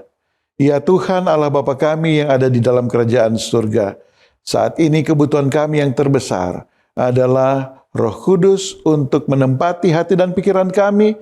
Bukalah mata iman kami agar kami dapat memahami rencana Tuhan di dalam kehidupan kami. Di dalam nama Yesus kami berdoa. Amin. Kisah kita tentang seorang tokoh Alkitab yang lahir di kota Listra. Di kota Listra ini adalah kota yang saat ini letaknya ada di Turki. Dan tokoh kita, dia memiliki seorang ibu dan oma yang datang dari keluarga Yahudi yang taat beribadah kepada Allah, sedangkan ayahnya adalah seorang Yunani yang memiliki kepercayaan Helenistik dan seorang penyembah berhala. Di dalam 2 Timotius 1 ayat 5, Rasul Paulus mengatakan sebagai berikut tentang tokoh yang akan kita pelajari saat ini. Sebab aku teringat akan imanmu yang tulus ikhlas, yaitu iman yang pertama-tama hidup di dalam nenekmu Lois dan di dalam ibumu Eunike, dan yang aku yakin hidup juga di dalam dirimu. Nama ibu dan nama neneknya atau omanya disebutkan di sini. Neneknya bernama Lois dan ibunya bernama Eunike yang mengajar dan menuntun tokoh kitab kita pada saat ini, yaitu Timotius, untuk mencintai akan Tuhannya. Oma Lois dan Mama Eunike, mereka mengajarkan Timotius untuk membaca Alkitab, untuk menceritakan tokoh Alkitab seperti Abraham, Ishak, Samuel yang merespon panggilan Tuhan, Daud yang begitu berani dan mengalahkan Goliat, Yusuf yang setia pada kebenaran, Daniel, Sadrak, Mesak, dan Abednego yang tetap berdiri teguh dan tidak mau untuk menyembah patung. Timotius, dia merespon untuk semua ajaran dari dalam Alkitab. Dan lebih daripada dia menjadikan tokoh-tokoh Alkitab itu sebagai pahlawan imannya, di dalam 2 Timotius 3 ayat 15 berkata, ingatlah juga bahwa dari kecil engkau sudah mengenal kitab suci yang dapat memberi hikmat kepadamu dan menuntun engkau kepada keselamatan oleh iman kepada Kristus Yesus. Dia, Timotius, telah menjadikan Yesus Kristus sebagai Tuhan dan Juru Selamat pribadinya. Kita tahu waktu atau masa ketika Timotius hidup adalah masa di mana kekristenan itu baru saja dimulai. Tetapi Timotius yang telah diajar dari masa kanak-kanaknya tentang Alkitab, tentang cerita-cerita Alkitab, dia memahami bahwa nubuatan tentang Mesias di Perjanjian Lama itu digenapi atau pemenuhannya ada di dalam kehidupan Yesus Kristus. Dan dia memiliki iman kepada Yesus yang menyelamatkannya. Di dalam Kisah Para Rasul 14, menceritakan ketika Timotius sudah mulai menjadi seorang remaja, sudah berada pada usia beranjak kepada dewasa, dia mendengar ada kunjungan di kotanya, di Listra, dari seorang yang sangat dipenuhi dengan kuasa dari Tuhan. Di dalam Kisah Para Rasul 14 ayat 6 dan seterusnya dikatakan, Rasul Paulus dan Barnabas mereka menyingkir dari tempat mereka sebelumnya ke kota di Likaonia, yaitu Listra dan Derbe dan daerah sekitarnya. Di situ mereka memberitakan Injil. Di Listra ada seorang yang duduk. Dia duduk oleh karena dia itu pincang. Dia tidak bisa berjalan sejak dari lahirnya. Dan dia dengan saksama mendengarkan akan apa yang diajarkan oleh Rasul Paulus dan Barnabas. Dan ketika Rasul Paulus melihat dia, Rasul Paulus tergerak oleh karena dia melihat bahwa ada iman di dalam orang ini.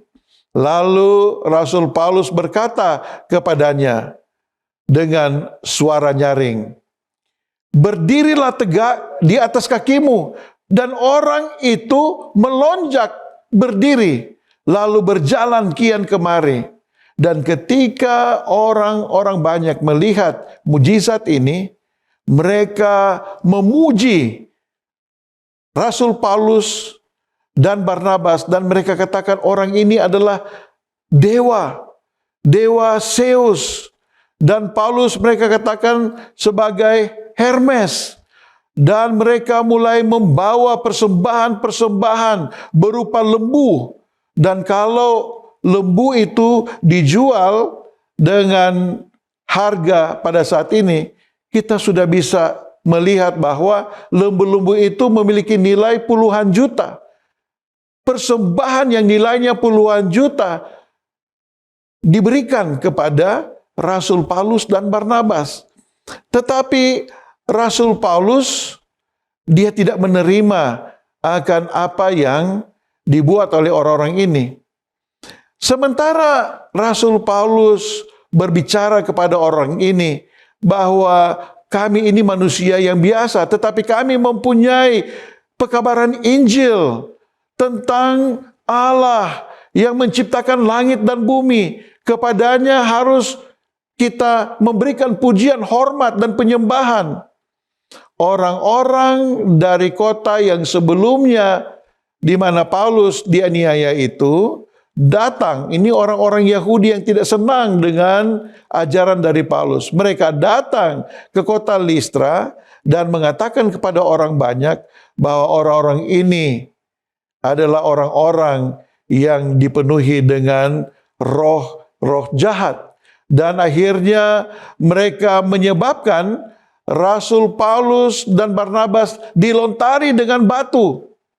Dan ketika mereka melihat bahwa Rasul Paulus dan Barnabas sudah tidak lagi bergerak, mereka menyeret dua orang ini keluar kota. Dan mereka menyangka bahwa mereka sudah mati. Akan tetapi ketika murid-murid itu, Kisah Rasul 14 ayat 20 berkata, ketika murid-murid itu berdiri mengelilingi Rasul Paulus, bangkitlah ia. Rasul Paulus bangkit dan dia masuk ke dalam kota.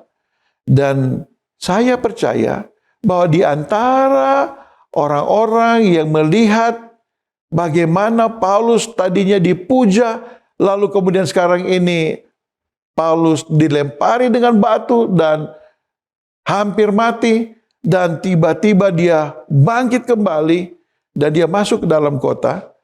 Di antara orang tersebut adalah Timotius. Namun pengalaman ini hanya sebentar saja. Dia tidak mempunyai banyak waktu untuk berkomunikasi dengan Paulus. Pada 2 tahun kemudian, sekitar tahun 50 Masehi, Paulus sekarang mengunjungi kota Listra dengan Silas, tidak lagi dengan Barnabas. Dan ketika Paulus berada di sana, di dalam Kisah 16, disebutkan ayat yang pertama, Paulus datang juga ke Derbe dan ke Listra. Di situ ada seorang murid bernama Timotius. Ibunya adalah seorang Yahudi dan telah menjadi percaya, sedangkan ayahnya seorang Yunani. Timotius ini dikenal baik oleh saudara-saudara di Listra dan di Okunium. Dan Paulus mau supaya Timotius, menyertainya dalam perjalanannya. Disinilah untuk pertama kalinya Timotius bertemu dan berbincang-bincang dengan Rasul Paulus. Seorang yang menjadi pahlawan di dalam diri Timotius yang masih muda. Dia tentu pertama barangkali terkejut melihat bahwa Rasul Paulus masih tetap hidup. Tetapi dia juga melihat di wajah dari Rasul Paulus penuh dengan bekas-bekas penganiayaan. Dan tentu ketika mereka bertemu pada malam hari itu, dia juga melihat bahwa di sekujur tubuh dari Rasul Paulus dipenuhi dengan berbagai luka yang menggambarkan sejarah kesetiaan Rasul Paulus di dalam membawakan Injil dan melayani Tuhan. Satu pelayanan yang dipenuhi dengan resiko, tetapi Tuhan menuntun Paulus sehingga bertemu dengan Timotius. Rasul Paulus ingin agar Timotius mengikuti dia. Dan tentu Timotius telah mendengarkan begitu banyak kisah bagaimana seriusnya konsekuensi dari mengikuti Yesus Kristus. Sehingga di dalam 2 Timotius 1, Rasul Paulus memberikan kekuatan kepada Timotius. Dia berkata, ayat yang ke-7, sebab Allah memberikan kepada kita bukan roh ketakutan, melainkan roh yang membangkitkan kekuatan. Barangkali Timotius menjadi takut mendengarkan cerita bagaimana Paulus mengalami begitu banyak penganiayaan oleh karena pemberitaan Injil. Tetapi Paulus mengatakan Tuhan memberikan kepada kita roh yang membangkitkan kekuatan, bukannya ketakutan. Roh yang memberikan kasih dan ketertiban. Ayat 8, jadi janganlah malu bersaksi tentang Tuhan kita, dan janganlah malu karena aku. Saudara-saudara, kita semua sudah dipanggil menjadi murid-murid Yesus Kristus. Kita diingatkan melalui kisah ini, nasihat Paulus kepada Timotius untuk jangan kita malu bersaksi tentang Tuhan kita. Apakah kita masih malu, takut? Biarlah kita boleh mendengarkan nasihat Paulus ini berbicara kepada kita. Kemudian dia katakan, jangan malu karena Rasul Paulus adalah seorang yang banyak menderita, seorang hukuman karena dia, karena Yesus. Melainkan ikutlah menderita bagi Injilnya oleh kekuatan Allah.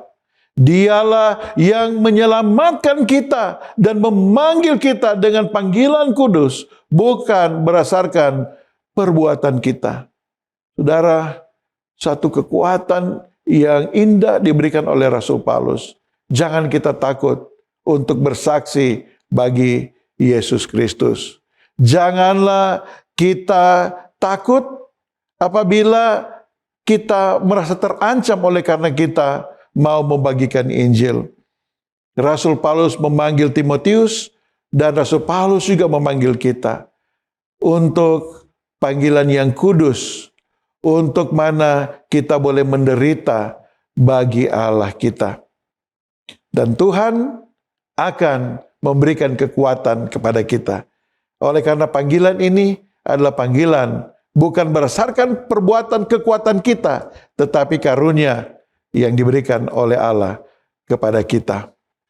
Selanjutnya, Timotius mengambil keputusan untuk menjadi murid dari Rasul Paulus. Timotius, dia mendengar dengan saksama apa yang dikatakan Paulus, dan yang dirindukan oleh Tuhan adalah Timotius merespon. Dia tidak berpikir lama, berpikir panjang. Dia tidak mempertimbangkan ini dan itu untung rugi.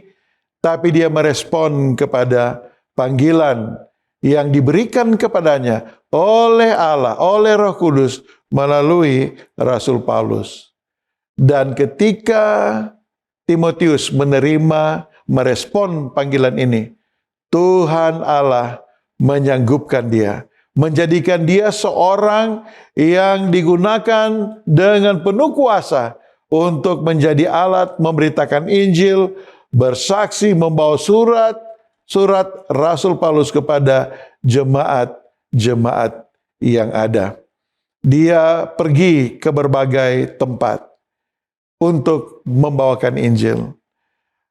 Ada satu hal yang luar biasa dari hubungan antara Paulus dan Timotius. Kalau di awal tadi saya sudah katakan bahwa Timotius tidak memiliki ayah yang setia kepada Tuhan. Figur ayah tidak nampak di dalam tumbuh kembang dari Timotius. Tetapi saat ini, selain dia menerima panggilan dari Tuhan, dia juga memperoleh seorang bapa rohani, yaitu Rasul Paulus. Dan Rasul Paulus di dalam kisah pelayanannya tidak disebutkan tentang istri ataupun anaknya. Dan Rasul Paulus di dalam pelayanannya yang penuh dengan tantangan itu, dia boleh menemukan figur seorang anak. Anak ini adalah figur yang penting. Oleh karena anak ini yang akan mewarisi apa yang dilakukan oleh Paulus. Dan dia menemukan pewaris dari misi pelayanannya untuk memberitakan Injil pada seorang muda, Timotius. Di dalam 2 Timotius 1 ayat 4, dan apabila aku terkenang akan air matamu yang kau curahkan, aku ingin melihat engkau kembali supaya penuhlah sukacitaku. Rasul Paulus mencintai Timotius. Timotius mencintai, mengasihi Rasul Paulus. Dia berdoa, dia menangis, sedih melihat, mendengar berbagai pengalaman dan penderitaan Paulus. Dan Rasul Paulus di dalam 2 Timotius 1 ayat pertama di bagian akhir, surat ditujukan kepada Timotius, anakku yang kekasih. Dia dengan sangat bangga menyebutkan Timotius sebagai anaknya yang kekasih. Timotius pergi untuk menginjil. Dia pergi ke kota-kota dari kampung halamannya, Listra, Derbe, ke Filipi, Tesalonika, Berea, Korintus, Efesus, Makedonia, Roma. Dia mengikuti perjalanan misionaris dari Paulus. Dia membawa surat-surat Paulus untuk dibacakan di jemaat-jemaat. Dia tinggal di jemaat-jemaat di mana Paulus menyuruhnya untuk melayani.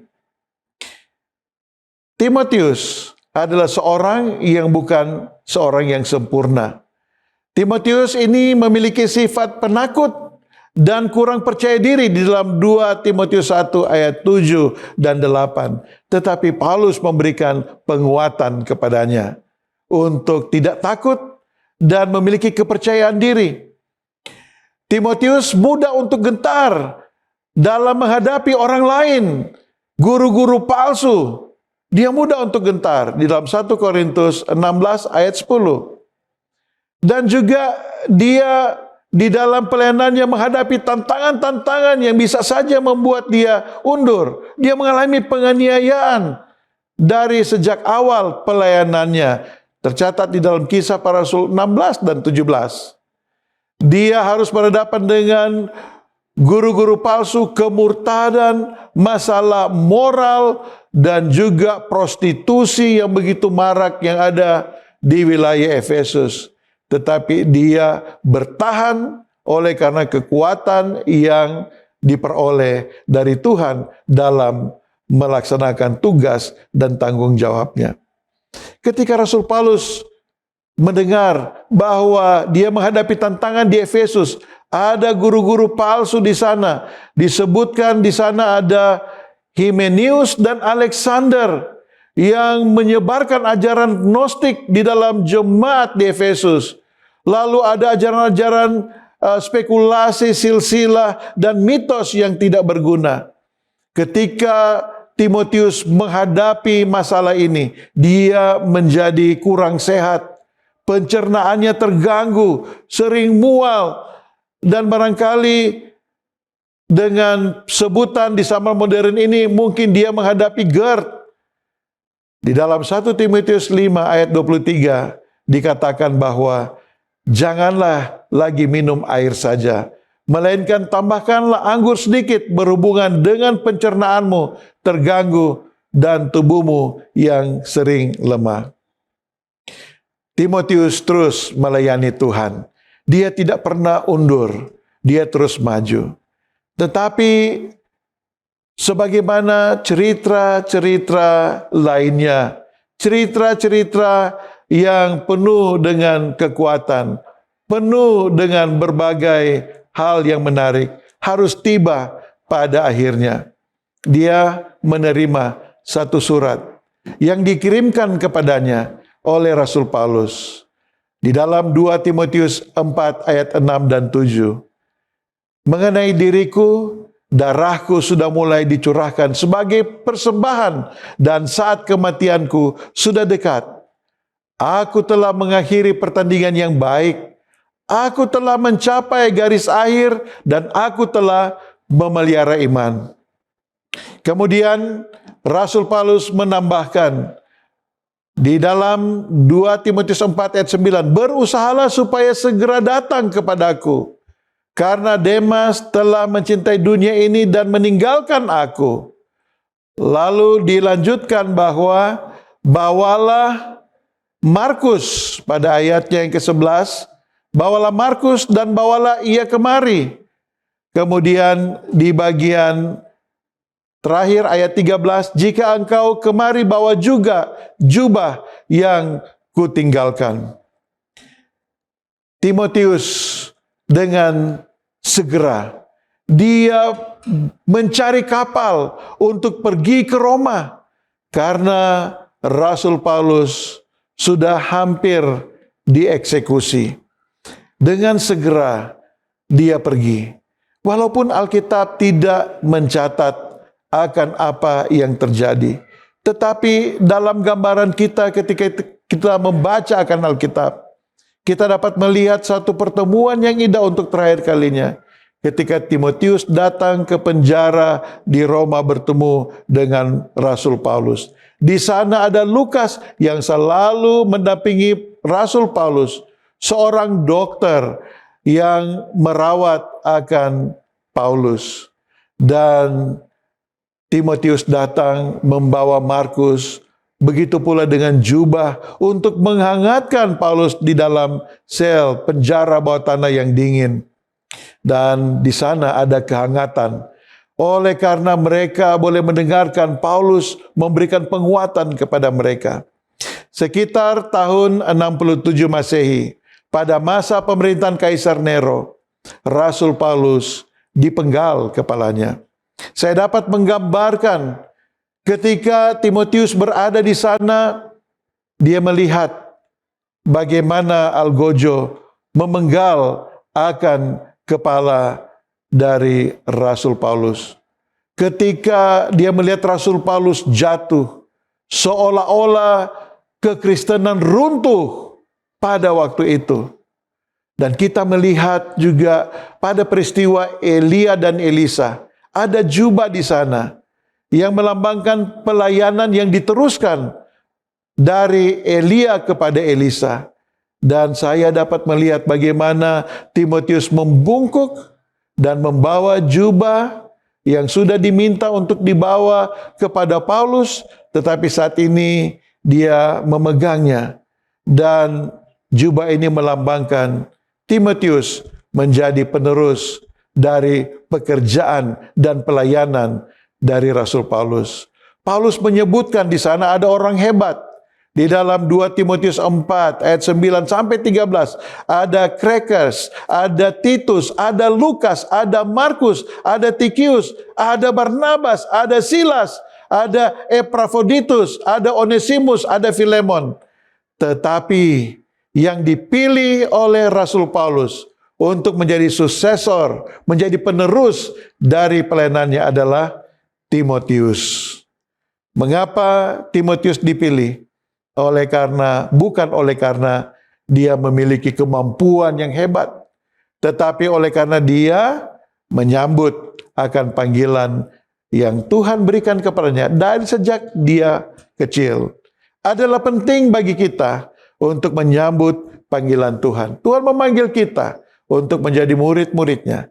Tuhan memanggil kita untuk bersaksi kepadanya. Tuhan tidak menunggu sampai kita menjadi seorang pendeta atau menguasai ilmu berkhotbah, baru kita akan dipakai. Ketika kita menyambut panggilan Tuhan, Tuhan akan memberikan kesanggupan kepada kita. Poin yang kedua yang penting untuk kita bawa dan lakukan dalam kehidupan kita adalah ketika kita sudah dipanggil untuk menjadi alat Tuhan. Dalam kapasitas apa yang Tuhan boleh nyatakan dalam kehidupan kita. Biarlah kita tetap setia di dalam panggilan itu. Ada banyak tantangan, ada banyak rintangan dalam pelayanan ataupun dalam melaksanakan misi yang Tuhan percayakan kepada kita. Tetapi biarlah kita setia di dalam melaksanakan panggilan itu. Filipi 4 ayat 13. Segala perkara dapat kutanggung di dalam Dia yang memberi kekuatan kepadaku. Tetap setia di dalam melaksanakan panggilan kita. Dan yang terakhir adalah sama seperti Rasul Paulus. Kiranya kita boleh setia sampai akhir, sampai garis finish. Tetap setia kepada Tuhan. Karena kalau kita setia kepada Tuhan, maka Tuhan akan memberikan kepada kita mahkota kehidupan bila mana Dia datang pada kali yang kedua. Kiranya Tuhan akan menolong kita semua untuk menghidupkan satu kehidupan seperti Timotius yang menyambut panggilan Tuhan, yang tetap setia menghadapi berbagai tantangan yang ada, dan yang tetap setia dalam panggilan sampai garis akhir. Dan Tuhan akan memberkati tugas dan pelayanan kita. Mari kita berdoa. Bapa kami yang ada di dalam kerajaan surga, kami bersyukur untuk pekabaran dari kehidupan dan pelayanan Timotius. Seorang muda yang penuh dengan berbagai kekurangan dan juga masalah kesehatan dan menghadapi berbagai macam tantangan. Tetapi dia mau untuk menyambut panggilan Tuhan, dia mau tetap setia di dalam pelayanannya walaupun banyak tantangan dan dia melakukan pelayanannya sampai dengan garis akhir. Biarlah kami akan memiliki kerinduan yang sama. Dan biarlah Tuhan boleh memakai kami menjadi alat-alat Tuhan yang penuh kuasa. Dan biarlah kami akan bersuka cita ketika Tuhan datang. Kami semua ada di dalam kerajaan surga. Inilah doa dan permohonan kami di dalam nama Yesus. Amin.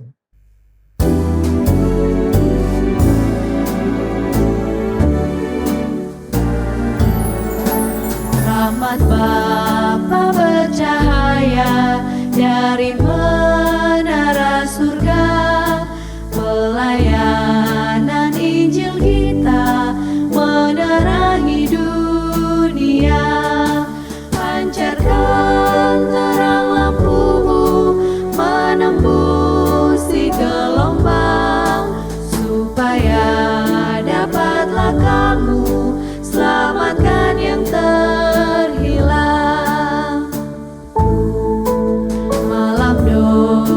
Sudah tiba, ombak pun bergemuruh, matahari